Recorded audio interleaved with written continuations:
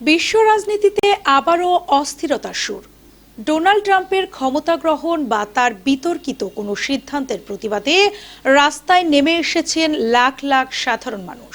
New York থেকে London, Paris থেকে বর্নিল সবখানেই একই প্রতিধ্বনি, নো টু ট্রাম্প।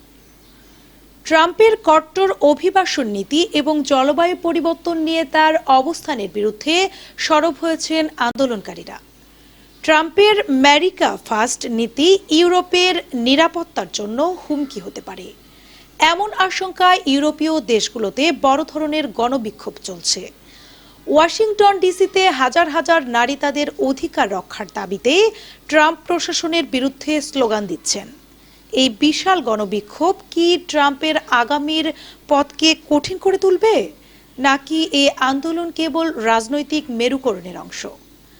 আপনার মতামত, ট্রাম্পের বিরোধিতায় ইউরোপের এমন অবস্থান কি বিশ্ব রাজনীতিতে নতুন কোনো সংকটের সংকেত? কমেন্টে আপনার যুক্তি দিন এবং এই ব্রেকিং নিউজটি বন্ধুদের সাথে শেয়ার করুন। পলি রানী, টেক্সট রিপোর্ট, নবরূপ টিভি।